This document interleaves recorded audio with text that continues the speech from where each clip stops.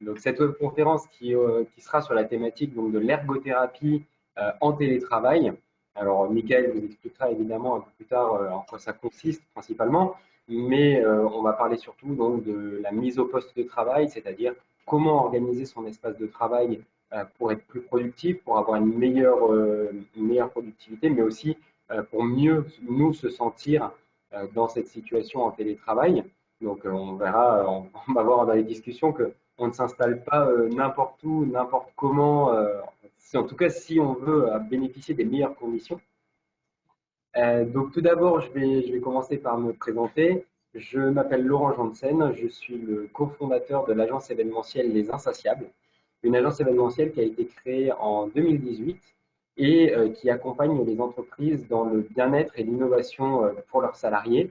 Donc on parle de webconférences, on parle de conférences santé, on parle de séminaires, d'événements de team building, mais aussi d'événements liés à l'innovation tels que les hackathons et autres sujets de ce type-là. Donc nous, on est une agence qui a été créée en 2018, on est 3 associés et on est basé à Marseille. On a décidé d'organiser ces webconférences de manière à essayer de donner un peu de matière aux télétravailleurs et aux personnes qui sont en télétravail actuellement, que ce soit de manière forcée ou de manière volontaire parce qu'ils sont entrepreneurs ou parce qu'ils ont cette possibilité au travail de le faire volontairement.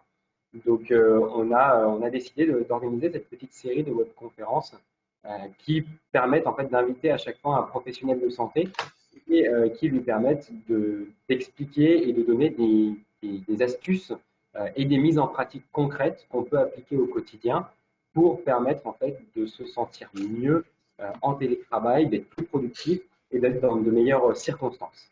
Donc merci Mickaël de vouloir prendre la parole aujourd'hui. Je vais te laisser te présenter. Avec plaisir, ben merci à toi Laurent. Moi donc du coup je m'appelle Michael Lalou, je suis ergothérapeute. J'ai un parcours d'études classiques, j'ai fait une fac de médecine à Marseille, Université d'Aix-Marseille, et j'ai suivi mes 3 ans de formation à l'Institut de formation en ergothérapie de Marseille également. Et actuellement je travaille pour une association qui s'appelle l'Association française contre les myopathies, que vous connaissez sûrement grâce au Téléthon. Voilà, donc j'ai répondu favorablement à l'invitation de Laurent pour essayer de faire une petite intervention sur ce que pourrait apporter l'ergothérapie pour des personnes qui sont en télétravail. On va voir ça un peu dans le déroulé de la conférence. On va parler, comme il a dit Laurent, voilà, de tout ce qui va être installation, tout ce qui va être productivité et aussi bien-être. Très bien. Merci beaucoup Mickaël. Alors bah, donc on va commencer en fait directement, on va rentrer dans le vif du sujet. Tu m'expliquais que l'ergothérapie en fait était un contexte vraiment très large et qu'on parlait aussi en fait du psychique, que ce soit comment se préparer au travail jusqu'à en fait vraiment l'installation physique au poste. Donc est-ce que tu peux nous parler peut-être déjà de cet aspect psychique avant peut-être de se mettre au travail ou dans quelle mentalité il faut se mettre pour aller au travail? Oui, c'est ça exactement. Moi, j'ai eu plusieurs personnes qui m'ont fait remonter que ben voilà, c'est assez difficile quand on est chez soi, dans son cocon, de se dire ben, je vais finalement je reste chez moi, mais il faut que je me mette en mode travail. Donc voilà, donc ça, il y a plein d'études qui ont été faites sur comment on prépare le mental et quelle relation il y a entre la préparation mentale et la mise en activité. Il faut savoir que l'ergothérapie, c'est juste pour faire un tout petit peu d'étymologie. Ergon, ça vient du grec, c'est l'activité, et donc la thérapie, c'est mettre au travail dans un but thérapeutique, dans un but de soin ou de prévention, de bien-être. Donc moi, mon travail, c'est vraiment d'analyser l'activité quelle qu'elle soit, dans un premier temps, et ensuite de mettre en adéquation l'analyse que j'ai faite de cette activité avec la personne qui est concernée en direct. Donc, on fait beaucoup de travail individualisé, mais il y a quand même des grands principes qui sont à respecter pour chacun, dont la préparation à la mise au travail. Et Et ça se passe vraiment de façon simple, hein. Il faut savoir que, comme on le sait, les plus belles choses dans la vie sont les plus simples. Donc, le cerveau, c'est quelque chose d'assez puissant qui permet de trier une énorme quantité d'informations à la seconde et de savoir ce qui fait de ces informations-là. Et pour le travail, pour la mise au travail, c'est pareil. Depuis notre enfance, on est un peu conditionné à savoir que on a une petite routine le matin, et ça depuis l'école. Chaque routine est personnelle. Donc on se lève, on prend un petit déjeuner, on prend sa douche, on fait un trajet vers le lieu de travail. Et tout ça, en fait, tous ces petites activités, tous ces petits actes permettent de se mettre en condition, aussi bien physique que mentale, pour travailler. Donc pendant le confinement, et en période de télétravail, en tout cas, même après le confinement, pour ceux qui sont télétravailleurs de façon générale, c'est important d'essayer de respecter ces petites routines-là de la meilleure manière possible. Donc, quand on est en télétravail, bien sûr, on va pas prendre sa voiture pour faire le tour du pâté de maison, revenir, mais en tout cas, toutes ces petites activités-là sont importantes. Donc, quand on est dans cette période-là de télétravail, c'est conseillé de garder un rythme de lever avec un réveil à heure fixe, de garder une petite routine, de prendre son petit déjeuner, de prendre sa douche, de faire la routine exactement comme si vous alliez sur votre lieu de travail, et après, de vous déplacer à l'intérieur de votre maison sur votre lieu de travail. Ça aussi, c'est important. Voilà. Ok, oui, donc parce que effectivement, bah après, ouais, c'est une des questions qu'on va aborder, c'est de savoir où est-ce que travaillent les gens. Est-ce que bah, ils ont la place peut-être d'avoir un bureau dédié, ou est-ce que malheureusement certains bah, sont dans des appartements qui ne leur permettent pas en fait d'avoir un espace dédié au travail. Alors donc comme à l'accoutumée, on va vous lancer un petit sondage maintenant sur l'écran. Alors, on va vous demander, en situation de télétravail, comment êtes-vous installé? Donc, c'est-à-dire, est-ce que vous travaillez dans un bureau ou est-ce que vous vous installez à un bureau? Est-ce que vous travaillez dans votre salon ou est-ce que vous travaillez plutôt sur votre lit? Donc, vous pouvez répondre là en direct sur ce sondage afin qu'on ait un peu des informations et qu'on puisse voir en fait où est-ce que vous travaillez de manière générale. Donc là, il y a des personnes qui ont un bureau. Ok, il y a une personne qui travaille dans son salon. Ah, ok. On voit effectivement la tendance qui va plutôt vers le salon. Donc les gens s'installent dans le salon principalement. Ok. Alors c'est bien. Bon, déjà, on a de la chance, on a personne qui s'installe sur son lit, semblerait-il. Donc, Bon, c'est déjà une super bonne nouvelle. c'est déjà une super bonne nouvelle. Bon, très bien. Ben, je vais clôturer le sondage, mais effectivement, on voit qu'on est au coude à coude entre le salon et le bureau. Donc, tu vas peut-être nous donner quelques recommandations et en fait, justement, cette histoire d'espace défini, peut-être que ça a une vraie importance. Ouais, complètement. C'est super important de savoir. En fait, on va parler de plein de choses. On va parler aussi de l'environnement un peu plus tard. Mais il faut savoir que l'environnement de travail, c'est quelque chose de très important pour se mettre en condition. Ça fait vraiment partie intégrante de la mise en condition. Donc, pour ceux qui ont la chance d'avoir une pièce dédiée, d'avoir une salle, d'avoir voilà un bureau, c'est génial, c'est le mieux. Pour ceux qui n'ont pas cette chance-là, n'ont pas cette possibilité-là, c'est pas grave, hein. On peut quand même réussir à avoir des bonnes conditions de travail tout en étant dans le salon. Moi, aujourd'hui, actuellement, je suis dans un appartement qui n'a qu'une chambre, donc je travaille depuis mon salon. Je me suis installé, voilà, sur ma table de salle à manger, mais j'ai ritualisé d'ailleurs ma position de travail. C'est-à-dire que aujourd'hui, mon poste de travail, il est positionné, il est installé sur ma table à une place que je n'occupe jamais, sauf quand je travaille. C'est-à-dire que cette place-là, voilà, j'ai jamais mangé ici, j'ai jamais joué, enfin, j'ai jamais rien fait sur cette place-là. Je l'ai vraiment dédié à mon poste de travail. Donc, c'est pratique parce que j'ai eu la possibilité de le faire, parce que c'est pas réfléchi, hein, mais voilà, ça s'est présenté comme ça. Pour ceux qui n'ont pas cette possibilité-là non plus, ce qui est possible de faire, c'est de modifier un peu son environnement. C'est-à-dire que si vous avez une petite table que vous utilisez par ailleurs pour faire d'autres choses, vous pouvez peut-être changer l'angle de la table, la tourner. Vous pouvez peut-être utiliser une chaise que vous n'utilisez pas d'habitude.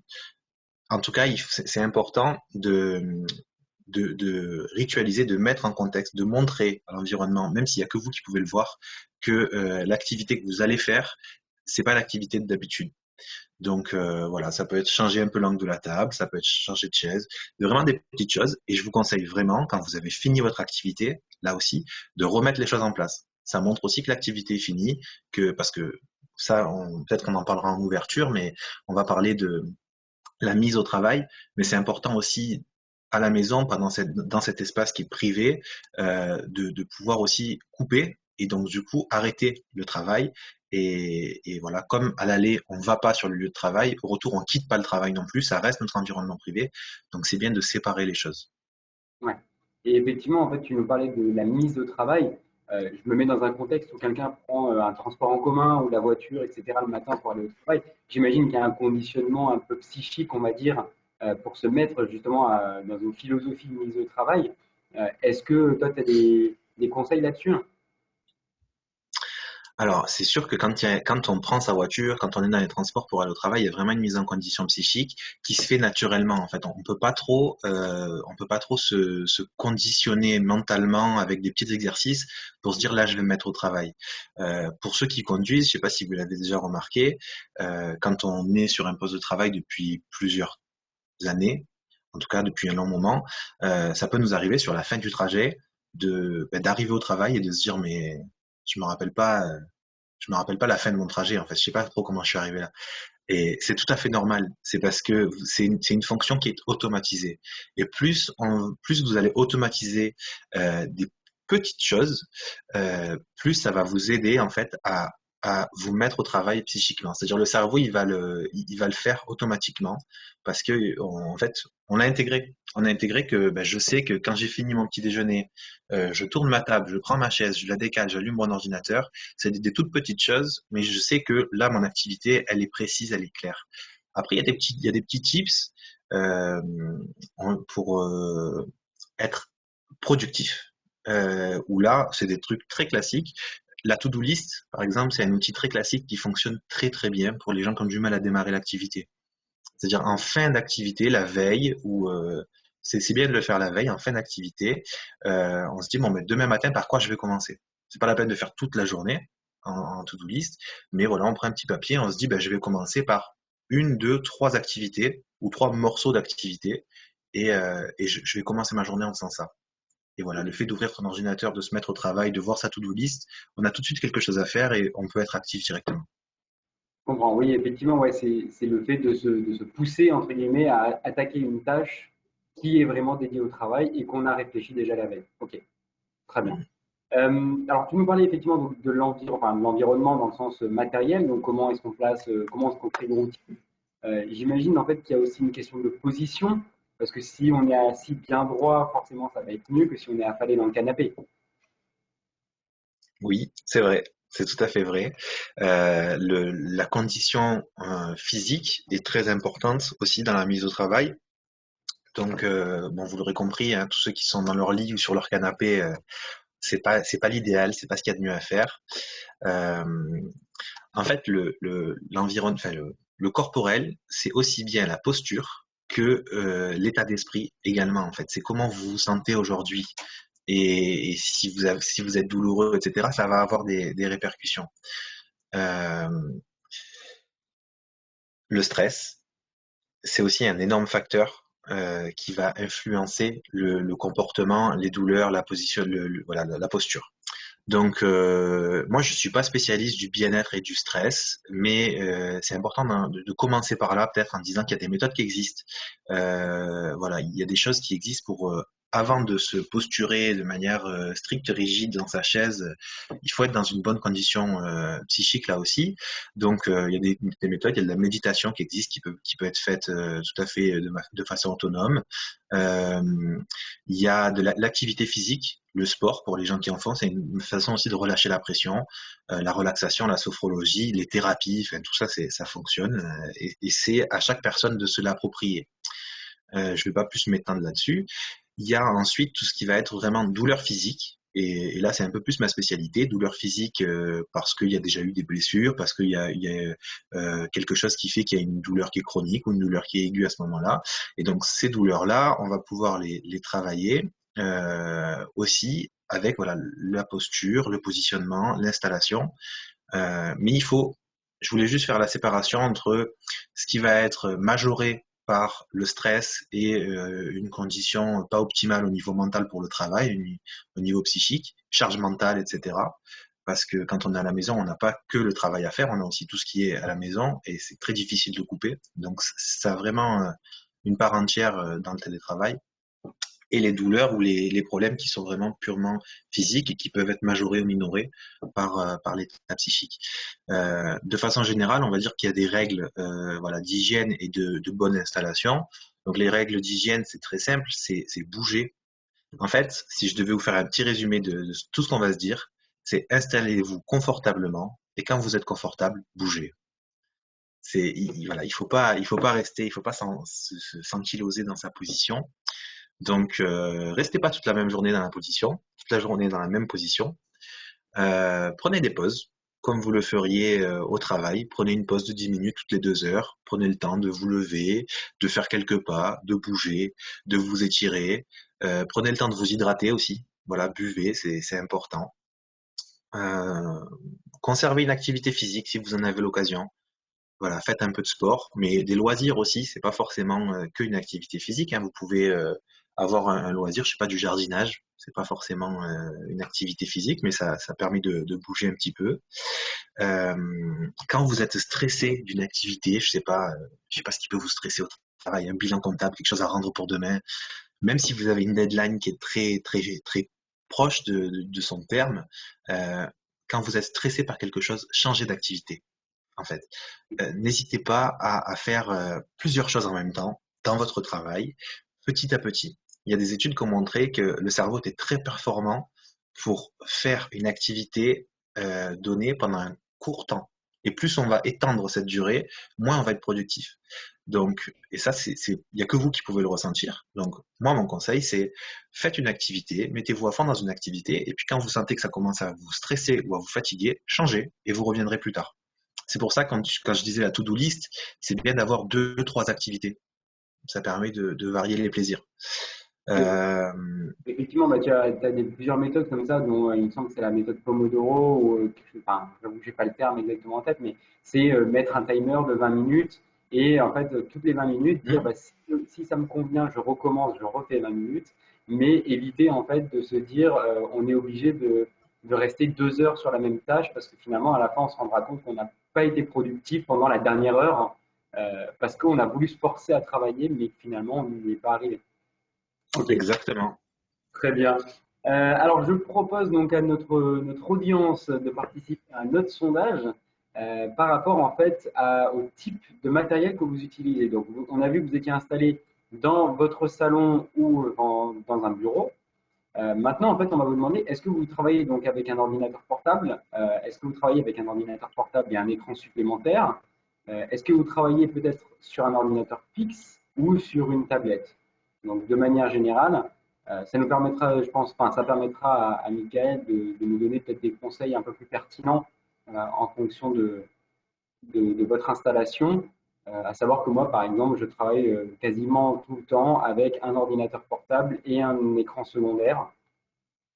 Mais bon, apparemment, vous êtes presque ouais, la majorité finalement à travailler avec un ordinateur portable. Donc je pense que oui, ok. On est à quasiment 70% de personnes qui ont voté et vous êtes tous à 100% sur un ordinateur portable. Donc, je pense Bon, que la tendance est claire. Il y a un ordinateur fixe tout de même. Bon, très bien, je vais fermer le sondage. Donc oui, donc Mickaël, donc on voit effectivement que bah, beaucoup de gens travaillent juste sur un ordinateur portable. Est-ce ouais. que tu aurais peut-être en fait des conseils pour mieux s'installer en fait quand on travaille avec un ordinateur portable, que ce soit peut-être sur la hauteur de l'écran, est-ce que mieux vaut utiliser une souris ou finalement travailler au trackpad, est-ce que c'est quand même intéressant, etc. On va essayer de voir ça. J'aimerais juste terminer, enfin revenir sur les douleurs. Oui. Euh, Si vous voyez parce que c'est bête, mais c'est important, si vous voyez que vous avez des douleurs qui commencent à arriver à cause du télétravail et qui persistent, il faut voir un médecin. C'est vraiment important de le faire. Ok. Voilà. Par rapport du coup à l'installation avec un ordinateur portable, pour être très restrictif sur le portable, je vous conseille vraiment de rajouter un clavier et une souris indépendantes. Parce que la position quand on est sur un ordinateur portable fait que de fait, si on n'a pas de souris et de clavier annexe, la position de la tête est forcément vers le bas, donc le regard est bas. Ça vient effacer une courbure de la nuque, qui est une courbure naturelle qui est importante à respecter. Donc ça peut créer ce qu'on appelle des TMS, des troubles musculo-squelettiques. Donc il faut, pour éviter ça, il y a plusieurs solutions. Soit on rajoute un écran, soit on rajoute un clavier et une souris à part, soit on rajoute les deux. Donc, la position quand on est sur un ordinateur portable, de fait, on va avoir tendance à avoir les avant-bras un peu inclinés vers l'intérieur, avec les poignets qui reposent en général soit sur le pad de la souris, soit sur le bord de l'ordinateur portable sans le clavier, et on va avoir tendance du coup à taper avec les mains à plat, et quand on ne tape pas, à avoir les poignets relevés, ce qui est pas très très bon. Ok, Et en plus, ça va nous faire pas mal de mouvements au niveau du poignet. En général, pour les droitiers, on va avoir tendance à taper sur le clavier et à revenir de cette façon-là sur le pad, ce qui est pas très très bon. Donc, pour un clavier annexe, je vous conseille de choisir un clavier qui est assez fin, qui est un clavier il faut pas qu'il soit trop épais. Par contre, il faut qu'il soit assez long. En fait, ça c'est assez facile. Il faut voir le clavier pour s'en rendre compte par rapport à vos mains, à votre anatomie. Il faut que le clavier soit assez large pour que vos doigts soient détendus quand vous êtes sur toutes les touches et qu'il soit assez court pour que vous n'ayez pas à soulever le coude si vous voulez aller attraper une souris. ok, Voilà, je sais ouais. pas si je suis clair, mais un clavier Ouais. trop long, ça va vous obliger à avoir la souris désaxée. Un clavier trop Ok, court, vous allez vraiment avoir les mains l'une sur l'autre et c'est pas très bon. ok. Donc quand tu parles de soulever le coude, c'est-à-dire, c'est comme s'il faudrait que le coude soit entre guillemets posé au même endroit et qu'on puisse juste en fait bouger la main. C'est ça? En fait, il faut qu'on puisse pivoter sur le mouvement, c'est un peu celui-là. Il faut qu'on puisse pivoter Ok, pour être à cet endroit-là, je suis sur mon clavier, à cet endroit-là, je suis sur ma souris. Sachant que le but du jeu, ça va être de garder son avant-bras dans le prolongement du corps. C'est-à-dire il faudrait, schématiquement, il faudrait être vraiment dans l'axe de l'épaule. Le poignet devrait être dans l'axe de l'épaule et jamais à l'extérieur. ok. Et Si tu on parlais en travaille, fait si on travaille écarté, c'est pas bon. et de la situation inverse en fait où les deux mains sont rapprochées énormément, donc les poignets vers l'intérieur. Ça, c'est pas bon non plus. Alors, c'est pas bon non plus. En fait, si on est les poignets si on est les coudes à l'intérieur, on va dire, s'il n'y a pas trop de risque, en fait, le risque, il va être surtout parce qu'on va avoir forcément tendance à incliner les poignets. Et là, il va y avoir un risque pour les poignets, au niveau de l'articulation des poignets. Et si on travaille sur l'extérieur, en canard, quoi, un peu, on va avoir des risques au niveau des épaules. Ok. Voilà, donc les risques se touchent deux articulations différentes.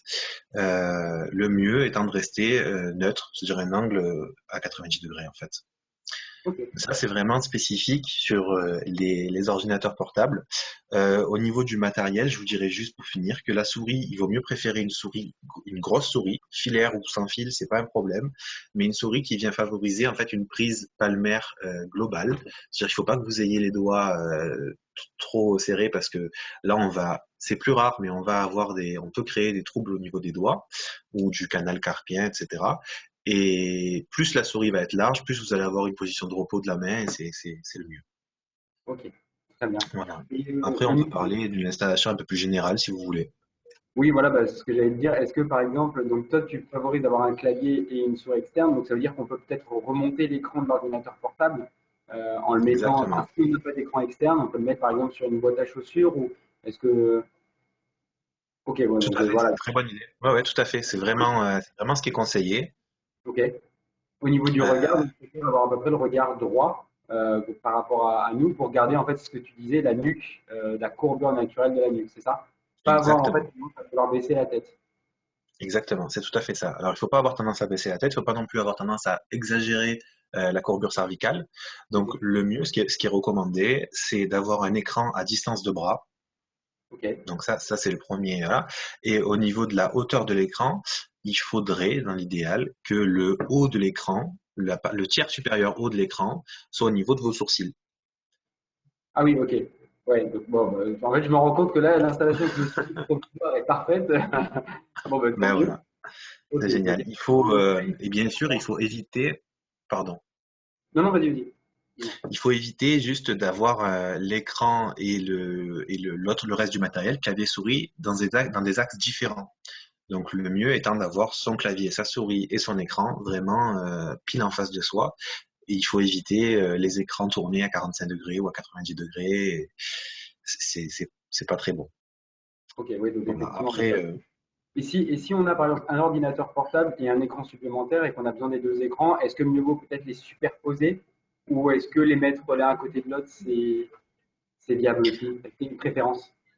alors le mieux, en fait, c'est de les mettre l'un à côté de l'autre à la même hauteur. Ok, Parce que si on les a en superposé, on va avoir tendance à favoriser un des deux écrans, mais on va quand même avoir tendance à faire des mouvements d'oscillation de la tête à longueur de journée, c'est pas très bon. Et si on les a vraiment côte à côte, l'intérêt c'est ça dépend comment vous les utilisez, mais si vous les utilisez de la même manière, chaque ordinateur de la même manière, chaque écran de la même manière, il vaut mieux les mettre chacun face à vous, quitte à ce qu'il y ait un écran qui se termine au milieu et un écran qui recommence. Voilà. ok, Et si vous en utilisez préférentiellement un des deux, l'écran principal bien en face de vous et l'autre écran juste un peu décalé. ok, très bien. Voilà. Et toujours respecter la hauteur des yeux. Euh, Après, il y a quelque chose de très important dans l'assise, en fait, aussi, au niveau du positionnement du matériel. Euh, dans de très rares cas, le tabouret est recommandé, mais c'est vraiment très spécifique. Il vaut mieux utiliser une chaise ou un fauteuil. La différence entre chaise et fauteuil, c'est le soutien au niveau de la tête. Donc, si vous avez la possibilité d'avoir un fauteuil avec un appuie-tête, des accoudoirs, c'est vraiment le mieux. Choisir préférentiellement une chaise avec une surface rigide et indéformable. Le plastique, c'est pas ce qu'il y a de mieux.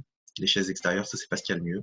Il vaut mieux une bonne vieille chaise en bois ou une chaise en métal, quitte par contre à mettre un coussin dessus pour qu'on soit confortable. Ça, il n'y a pas de souci. Ok. Euh, Si vous voulez, on peut faire un positionnement des pieds à la tête pour être un peu structuré. L'idéal, c'est d'avoir les pieds en dessous des genoux. Donc, on évite les pieds sur les chaises. Et Laurent te l'a déjà dit, on met pas les pieds sur le canapé. Mhm. Donc, ça, il faut vraiment regarder, si possible, les pieds au sol. Les chevilles à 90 degrés, on peut avoir des cale-pieds. Il y a des gens qui peuvent apprécier. Ça permet de varier les positions, sachant Ok. que là, il faut pas que la cheville ait un angle. Si là, ici, on a l'angle de la cheville, il faut pas qu'elle ait un angle de plus de 15 degrés.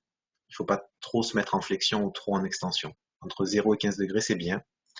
Les chevilles, donc dans l'idéal, en dessous des genoux. Les genoux à 90 degrés. Les hanches à 90 degrés aussi. Mhm. L'idéal quand on est assis, c'est d'être au fond de sa chaise. Donc là, je marque un petit temps pour que tout le monde se repositionne. Voilà. Quand on est au Bien. fond de sa chaise, quand on est au fond de sa chaise, ce qui est bien en fait, c'est que son dos est un contact maximum avec la surface du dossier de la chaise. Ouais. Voilà. En général, les chaises sont bien faites et on a une petite courbure lombaire qui est respectée aussi. Donc c'est pour ça que c'est important d'être au fond. En fait, ça va respecter les courbures du dos. Il y a trois courbures au niveau du dos.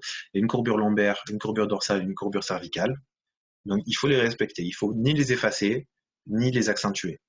C'est vraiment, on est vraiment anatomiquement parlant, le muscle le plus puissant du corps, c'est le grand fessier, et il est vraiment fait au niveau cellulaire, au niveau anatomique, il est vraiment fait pour qu'on s'assoie dessus. Donc il faut en profiter et il faut s'asseoir dessus et être bien installé sur ses fesses. Et si on est bien installé au niveau de l'assise, en fait, le dos va reprendre automatiquement ses courbures naturelles. Et au niveau de l'économie de l'énergie et de l'économie musculaire et osseuse, c'est ce qu'il y a de mieux. On ne sait pas faire mieux. Ok. Et voilà, après on a parlé des bras et des mains, on a parlé de la nuque et des distances de l'écran. On est une bonne installation, on est là-dessus. J'ai une petite image, là, je vous la ferai passer peut-être avec un peu les recommandations.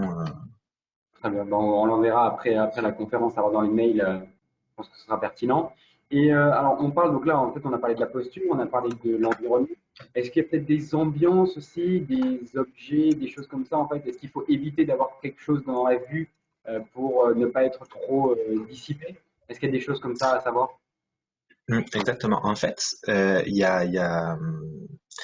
il y a trois critères qu'on vient de brasser ou qu'on va brasser. C'est ce qu'on a dit donc au tout début, le corporel, comment on se sent et si on a des douleurs, le matériel et en fait le plus important, ce sont les ambiances sonores, thermiques et lumineuses. Donc ces trois ambiances-là, en fait, c'est les choses les plus importantes pour les bonnes conditions de travail, à la fois pour se mettre en condition psychiquement et à la fois pour être bien physiquement, qu'il n'y ait pas trop de répercussions. Les ambiances lumineuses, à l'intérieur d'une maison, les ambiances lumineuses, les lumières se veulent plutôt chaleureuses. Je risque de me tromper, mais à mon avis, il n'y a personne qui a des néons en guise de plafonnier chez soi. Pourtant, quand vous êtes au travail, le néon est en général très favorisé dans les entreprises.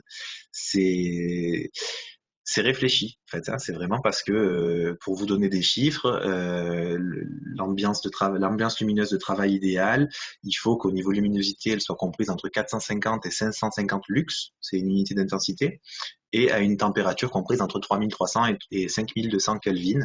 Donc ça, c'est ce qu'on appelle la chaleur de la lumière. C'est ce qui va donner la couleur. C'est une lumière qui va être du coup plutôt blanche. Euh, les lumières à la maison, elles sont souvent ce qu'on appelle rayonnantes et plutôt jaunes. Elles tirent plutôt vers le jaune. C'est rare d'avoir des lumières froides. Euh, ça vise à avoir une ambiance chaleureuse, mais c'est pas une ambiance propice pour le travail. Ok. Donc une bonne luminosité, c'est vraiment important parce que ça va permettre en fait de reposer les yeux, ça va permettre de limiter la fatigue visuelle. Et ce qu'il faut savoir, c'est que quand on a une fatigue visuelle qui commence à s'instaurer, on a tendance en fait à avoir un relâchement musculaire au niveau des muscles des yeux, mais aussi au niveau des muscles du visage et de la nuque. Et en fait, on va avoir tendance à pencher la tête en avant. Et donc du coup, ça peut causer des douleurs, etc. Et, euh, et quand on relâche les muscles, on peut relâcher aussi son niveau de concentration. Donc ça peut avoir des répercussions en fait sur votre activité, votre performance, votre rendu et, et tout ce qui est important pour vous. Parce que quand je parle de performance, de rendu, etc., je parle pas en termes je sais pas comment dire, c'est en termes personnels en fait, parce que ça peut être frustrant de se dire quand je suis au travail, je fais 4 dossiers par jour. Et là, je suis à la maison et je fais 2 dossiers par jour et je suis exténué, j'ai l'impression de ne pas avancer. La performance occupationnelle au niveau ergothérapie, nous, en tant qu'ergothérapeute, en fait, notre science, c'est la science de l'occupation. Donc, le rendement occupationnel, qu'il soit professionnel ou qu'il soit personnel dans une activité que vous aimez, euh, c'est un élément qui est très important en fait, parce que ça permet, c'est en lien en fait avec votre valorisation, c'est en lien avec plein d'émotions qui sont positives en fait. Quand vous êtes performant, quand vous êtes content de vous, quand vous êtes efficace, c'est valorisant. Et quand on est fatigué, qu'on n'est pas performant et qu'on n'arrive pas à faire ce qu'on veut, c'est dévalorisant. Voilà, Ok. c'est dans ce terme-là que je parle de performance et de. Oui, Donc donc, pour l'ambiance visuelle, on a fait un peu le tour. Ensuite, il y a juste pour dire, la lumière du soleil et la lumière naturelle est vraiment très importante, très bien. Il faut la respecter. Ça permet de suivre vos rythmes circadiens. Les rythmes circadiens, c'est des rythmes physiologiques qui vont déclencher pas mal d'hormones, pas mal de molécules à l'intérieur du corps en fonction du rythme du soleil. Donc, si vous pouvez travailler en présence du soleil, c'est très bien. En télétravail, on travaille beaucoup sur des écrans. Le soleil, c'est bien, mais ça peut faire des reflets. Donc, un des meilleurs conseils pour éviter les reflets au niveau du positionnement dans votre travail, c'est si vous le pouvez, travailler à 90 degrés d'une fenêtre. En fait, si vous vous mettez face à la fenêtre, vous allez avoir du contre-jour, ça va vous gêner. Si vous vous mettez dos à la fenêtre, vous allez avoir pas mal de reflets. En vous mettant à 90 degrés, normalement, c'est la position qui évite le maximum de reflets et offre le maximum de confort. très bien. Ok, Ensuite, on et peut parler des. Il ouais, reste deux ambiances. ouais, vas-y, je te laisse continuer. On a les ambiances sonores, en fait, c'est vraiment tout le bruit. Donc, les gens qui travaillent habituellement dans des open space, ils pourront en témoigner. Il faut un temps d'adaptation pour se faire à l'ambiance sonore qui vous entoure quand vous êtes au travail. Mhm. Et une chose qui est importante à savoir là-dedans, c'est que l'open space, c'est possible parce que, en fait, vos collègues, ils font plus ou moins le même genre d'activité que vous, et donc ils font plus ou moins le même genre de tapage que vous. Donc, le cerveau, il arrive à se dire, OK, j'ai deux actions qui se passent en même temps. J'ai la mienne plus le bruit de fond, plus ce qui se passe derrière. Mais les deux actions elles vont dans le même sens. Donc, c'est plus facile pour lui de gérer et de compartimenter. À la maison, c'est une autre paire de manches de se dire, moi, je fais mon travail de comptable. À côté, j'ai mon compagnon qui fait réciter les devoirs d'anglais aux gamins et j'ai le chien qui aboie parce qu'il veut faire sa balade. Et qu'est-ce qui se passe? Donc, c'est beaucoup plus compliqué de faire abstraction de cette ambiance sonore et des bruits qu'il y a à la maison. Euh, voilà, les ambiances sonores, les distractions sonores sont vraiment différentes. Donc, pour éviter ça, malheureusement, on peut pas fermer nos oreilles. Donc, le mieux, c'est une isolation acoustique, si vous pouvez, si ça vous aide, de mettre un casque, des poules qui est, de vous mettre dans une pièce à part.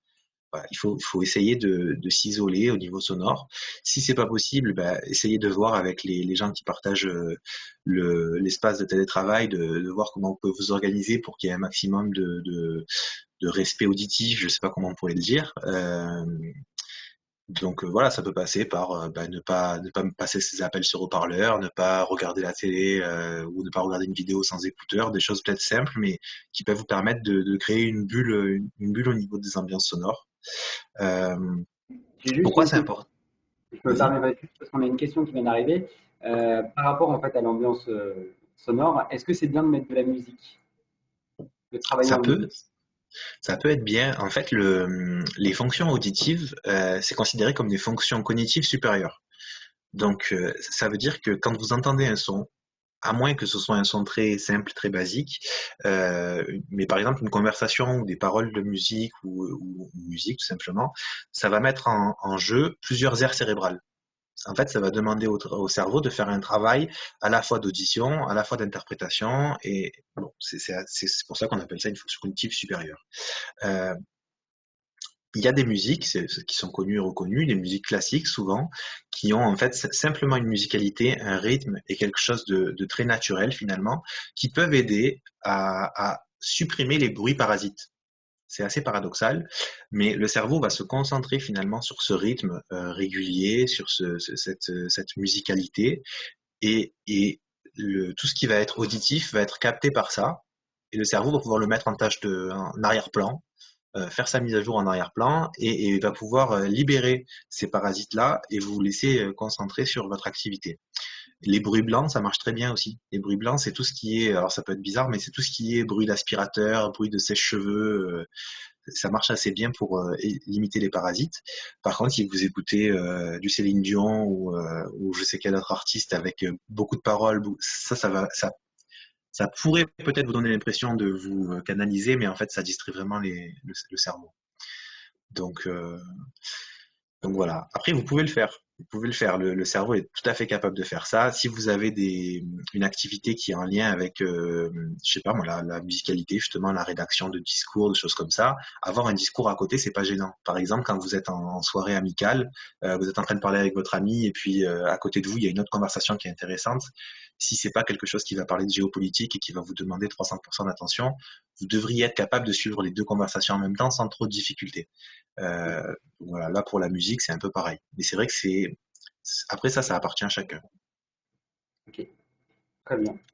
Très bien. Et bah, après, je pense qu'on va bientôt attaquer les questions. Est-ce que tu aurais peut-être un dernier mot sur, peut-être, donc on parlait d'organisation, etc., le fait de s'étirer, de se lever, faire des pauses.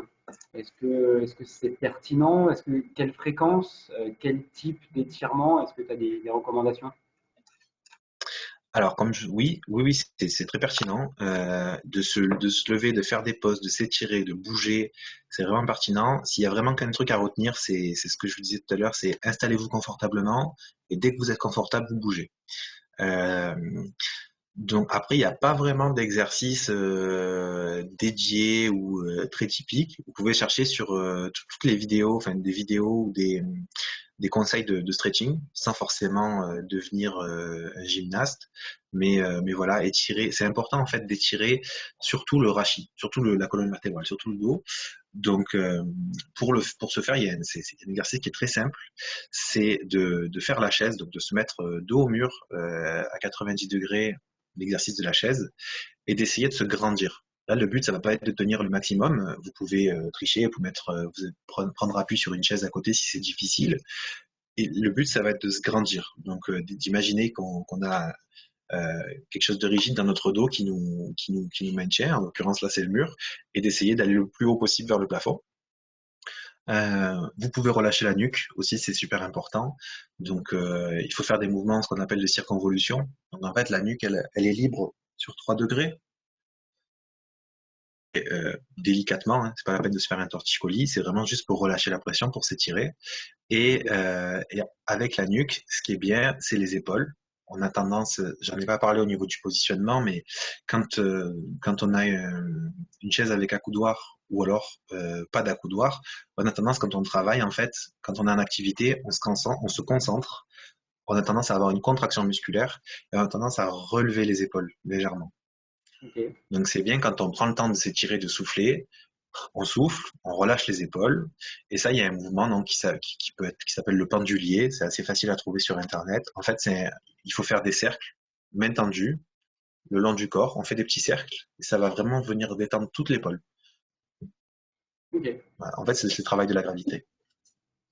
Ok. Et donc ouais, il y a ambiance lumineuse, ambiance sonore. Et c'est quoi la troisième? La troisième ambiance, c'est l'ambiance thermique, mais elle n'est pas très importante à la maison. L'ambiance thermique, c'est juste avoir conscience qu'il faut ni avoir trop froid, ni avoir trop chaud. Euh, donc voilà, on va pas trop s'étendre sur le sujet, mais pour en fait, pour être en pleine possession de ses capacités physiques et intellectuelles, il ne doit faire ni trop chaud ni trop froid, et 5 fruits et légumes par jour. Très bien. Bon, bah, en tout cas, merci Michael. Je pense qu'on va vite passer, balayer les questions, parce qu'on a quand même quelques questions qui nous sont tombées, hein. Alors, donc, puisqu'on est dans ce sujet-là, j'ai une question de Océane. Comment se remettre à bosser après une pause? Certains travaillent à fond sur longtemps et dès qu'ils s'arrêtent, ils n'arrivent pas à s'y remettre. C'est vrai. Alors ça fait partie aussi de ce qu'on disait, c'est un peu comme la routine du matin, c'est d'essayer d'avoir une routine de remise au travail. Alors la routine de remise au travail, je viens de me faire une pause de 10 minutes, et j'ai vraiment du mal à me remettre au travail. Donc qu'est-ce que je fais? Si je l'ai pas fait avant, je mets mon environnement en position de travail. Je prends ma position à table, je tourne ma table, je tourne ma table basse, peu importe, je me mets en position de travail. Si je travaille sur l'ordi, puisque je suis en télétravail, j'ouvre mon ordi et j'utilise mon ordi pour faire une activité, pour faire une tâche, même si c'est la plus basique de toutes les tâches, lire mes mails. J'ouvre mon ordi juste pour relire mes mails. Même si j'en ai pas des nouveaux, je lis les 2 derniers mails où je vérifie que j'ai pas fait d'oubli, une chose que j'avais à faire, que j'ai ouvert le mail, que j'ai pas fait, ça nous arrive tous. Euh, et si vraiment ça vient pas naturellement, c'est trop difficile, moi, je suis le roi des post-it. Alors, au niveau organisation, on vous dira que c'est pas bien, et c'est vrai, mais je suis le roi des post-it, moi, ça m'aide. Donc, moi, j'ai mes petits post-it, et j'ai toujours un post-it qui est à l'intérieur de l'ordinateur, et dès que je l'ouvre, je suis sur ordinateur portable, moi aussi. Dès que j'ouvre mon ordinateur portable, je vois mon petit post-it, et en fait, j'ai mes 2 ou 3 actions qui sont toujours les mêmes, et que je fais quand j'ouvre mon ordinateur.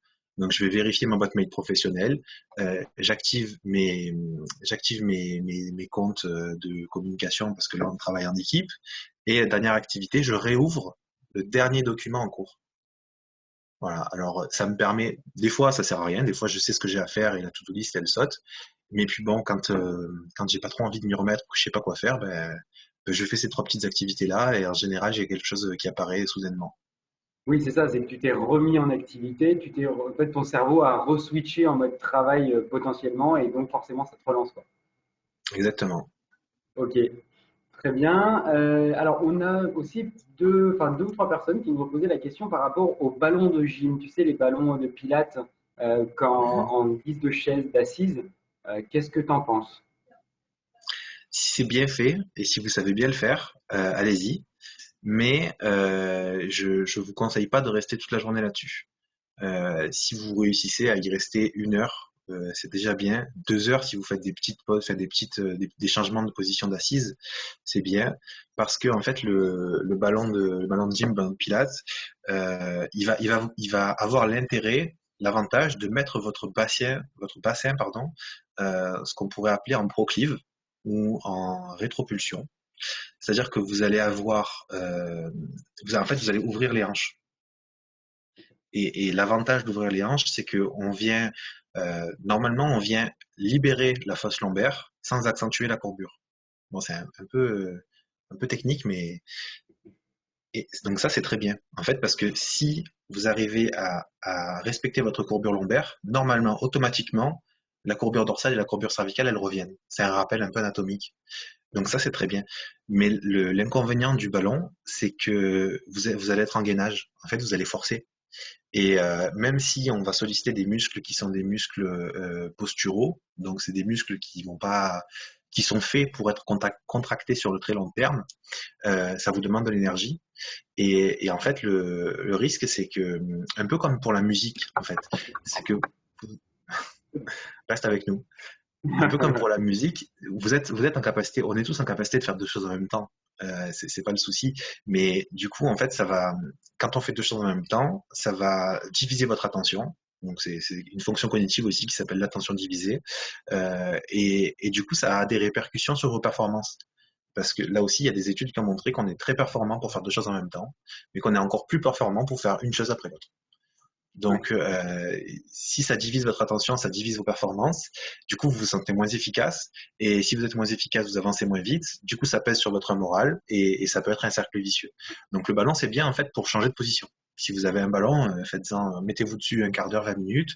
Et puis, toutes les heures, toutes les heures, vous faites un petit peu de ballon. C'est bien. Oui, est-ce qu'on pourrait penser que, enfin, vu ce que tu nous expliques, que utiliser le ballon pour des tâches courtes, mais qu'on peut accomplir facilement, par exemple lire ses mails, répondre à des mails et des choses comme ça, c'est plus intéressant parce qu'en fait, finalement, le corps va pouvoir s'habituer, va faire la tâche, va se reconcentrer sur le corps, va refaire la tâche, va se reconcentrer sur le corps, et donc on va pas être coupé en quelque sorte. C'est ça? Exactement. Après, là, on rentre dans du conditionnement et c'est ce qui peut être très très bien. Mais oui, du coup, oui.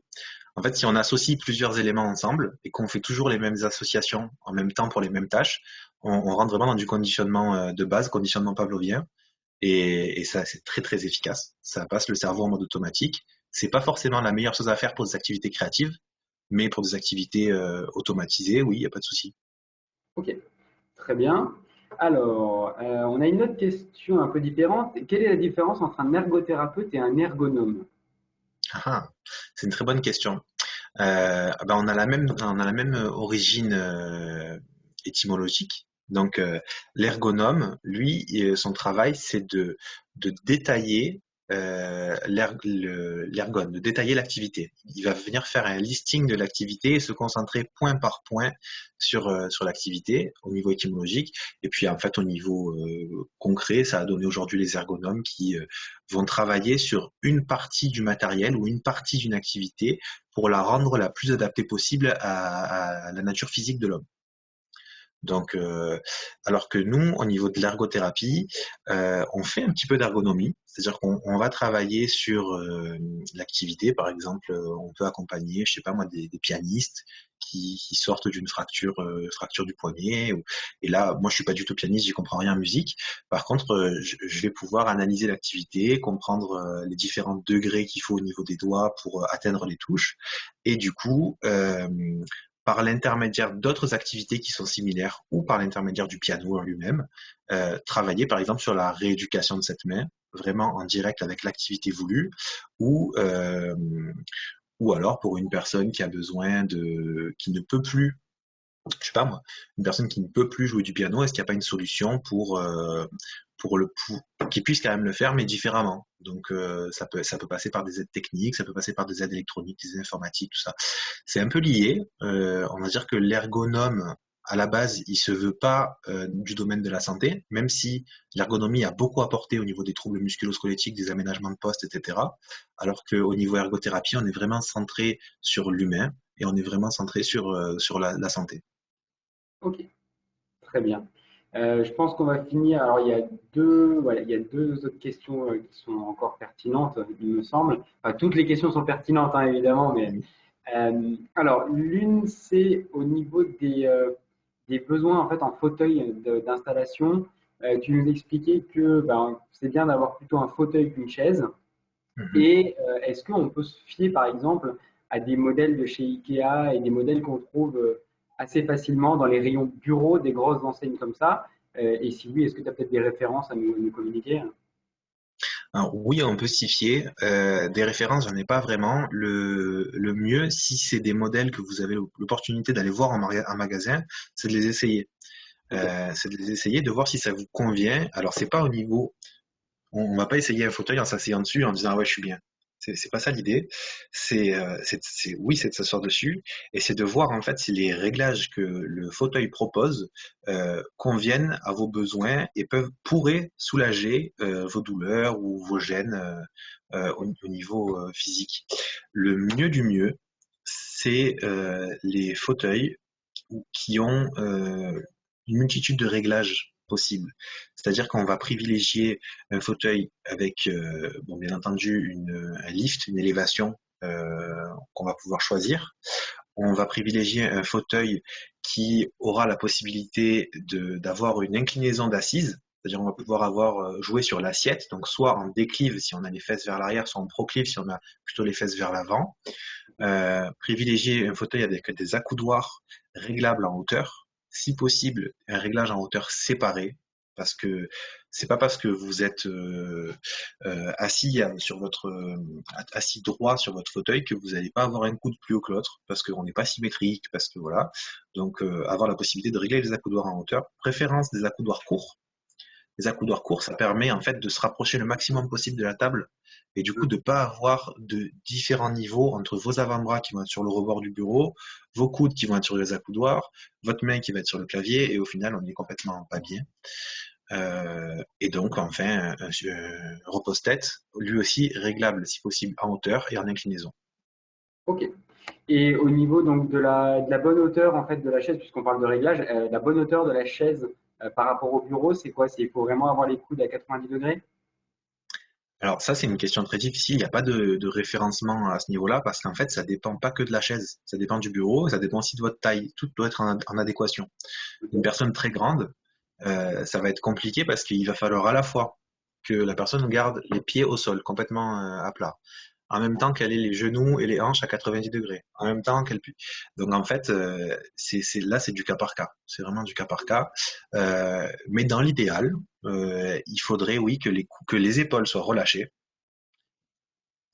En ayant les épaules relâchées, que les coudes soient sur les accoudoirs Ok. et que du coup, on puisse être à niveau de notre clavier. Ok. Et donc là, en fait, le meilleur investissement qu'on peut faire, ce serait de prendre aussi une table qui peut potentiellement se régler aussi en hauteur en fonction de sa morphologie. Ce Enfin, si serait on a une très morphologie pertinent. hors norme, je veux dire, c'est-à-dire si on est trop Oui, grand oui. ou trop petit. Parce que j'imagine que les tables c'est quoi, c'est 70 ou 80 centimètres, il me semble, Oui, en général, on a entre 63 et 73 pour des tables classiques. 80, 83, c'est plutôt des plans de travail. Mais oui, le mobilier à hauteur variable, pour l'ergothérapeute que je suis, c'est le paradis. Il y a pas mieux pour s'installer. Par contre, c'est un matériel qui coûte vraiment très très cher et sur une période où les gens vont être télétravailleurs sur du très très long terme, où leur poste se fait en télétravail, c'est vraiment un bon investissement. Pour les gens qui sont en télétravail de façon ponctuelle à cause de la crise qu'on connaît aujourd'hui, à moins qu'il y ait vraiment des troubles musculo-squelettiques qui commencent à apparaître, c'est pas nécessaire. La chaise, c'est vraiment déjà pas mal. Si vous avez déjà un fauteuil avec des accoudoirs réglables et avec un appuie-tête, c'est déjà bien. Il y a des modèles qui restent abordables, qui prennent pas trop de place, qui vous font pas revoir toute la décoration de votre maison. Et voilà. Et si à tout ça, vous pouvez rajouter un petit support lombaire, vous êtes au top. très bien. Bon, alors on va essayer de répondre très rapidement à des petites questions. Les souris ergonomiques, plutôt, tu sais, celles qui se tiennent un peu comme un joystick ou qui sont avec la boule, est-ce que c'est conseillé? Alors j'imagine oui, mais peut-être pas dans tous les cas. Si, en général, c'est conseillé plus ou moins pour tous, sauf pour des gens qui font du travail de bureautique peut-être très précis, genre du travail d'image, de Photoshop, des choses comme ça, où là, ça va les ralentir dans leur travail. Et de toute manière, ça ne sera pas utilisé parce que ça ne sera pas efficace pour eux, donc ils vont revenir sur leur ancien matériel. Euh, mais sinon, c'est plutôt efficace pour tout le monde. L'avantage de ces souris-là, c'est qu'elles ont souvent un repose-poignet intégré. Et ça, c'est vrai que c'est bien pour les gens qui commencent à avoir des problèmes de canal carpien ou de douleur au niveau du poignet. Le repose-poignet est pas mal. On peut le retrouver sur certains tapis de souris. Voilà. Mais sinon, oui, les souris ergonomiques, oui. Oui. Très bien. Une autre question de Thomas sur quand on a en fait un seul ordinateur pour faire le loisir et le pro. Est-ce qu'il y a des bonnes techniques pour arriver à C'est, passer? c'est C'est une bonne question. Euh, je dirais, ça me fait penser à une étude sur les couleurs, en fait, je sais pas pourquoi. Je dirais que peut-être ça peut être intéressant de changer son fond d'écran quand on est en travail et quand on est en loisir. Parce que, et alors, il n'y a pas que ça, hein, il y a le positionnement. Éviter aussi, comme on a dit, voilà, éviter de travailler et de jouer à la même place, dans le même positionnement. Mais sinon, si c'est pas possible et que vous êtes super bien installé en temps normal, gardez votre installation et peut-être voilà, changer le fond d'écran, changer les couleurs de votre navigateur. Je sais pas, des petits réglages qui peuvent être faits au tout début de la journée, qui prennent 2 minutes et Ouais, c'est vraiment l'aspect routine en fait qu'il faut essayer de modifier quoi, pour arriver à se mettre dans une condition de travail. ouais. Ok, très bien. Alors, est-ce qu'on a d'autres questions? Oui, effectivement, Océane répond à Thomas en disant bah, c'est aussi une des solutions, c'est d'avoir plusieurs sessions. Une session de travail, une Mhm. session loisir, et ce qui permet en fait de différencier forcément les deux. Et forcément, j'imagine aussi que si sur son bureau, sur une session, on n'a pas le logo du jeu auquel on joue 3 fois par jour, forcément, ça donne un peu moins envie. Enfin, on est en tout cas moins attiré. Ok, et alors on va aller sur les autres questions. Donc on a parlé d'ergothérapie psychique. Beaucoup ont des difficultés d'endormissement depuis le début du confinement et des douleurs physiques liées à de mauvaises nuits. Ceci influence sur la performance enfin, du travail et au télétravail. Est-ce que tu as des conseils là-dessus? Ouais, en général, alors j'ai pas d'études, c'est trop frais pour moi, j'ai pas de référence, mais ça me fait par intuition. Je dirais que pour ces personnes-là, à mon avis, c'est peut-être difficile en étant en télétravail de séparer vie professionnelle et vie privée. Donc, c'est ce que je disais en tout début. On parle beaucoup de la mise au travail, mais il faut aussi apprendre à se déconnecter du travail quand les heures sont finies.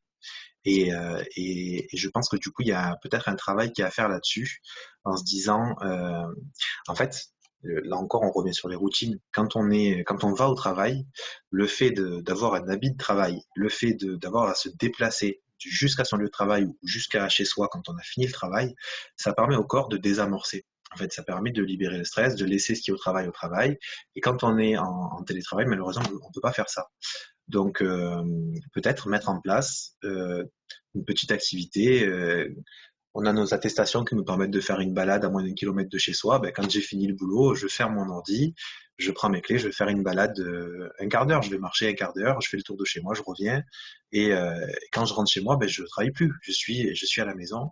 Et je pense que tout ça, c'est de la psychologie de comptoir qu'il faut pas peut-être pas écouter, mais c'est peut-être lié à l'état de stress et à un état voilà, de déconnexion du boulot. Donc, donc peut-être faire ça. Et sinon, si vous voyez que c'est des soucis qui sont compliqués pour vous à gérer, parce que quand on parle d'endormissement, il y a beaucoup de répercussions après sur toutes les activités qu'on va faire, que ce soit du travail ou pas. Quand on s'endort mal, quand on dort mal, il y a plein de choses qui peuvent se dérégler. Donc après, c'est le conseil médical, voir un médecin, essayer d'en parler, voir ce que lui peut proposer, si c'est un lien ou pas du tout. Très bien. Et la dernière question, hein, parce qu'après on va tout de même laisser les gens retourner travailler pour ceux qui sont en télétravail. Au niveau des écrans, comment diminuer pardon, le risque de fatigue visuelle, la lumière bleue, etc. Est-ce que toi, tu as des conseils là-dessus?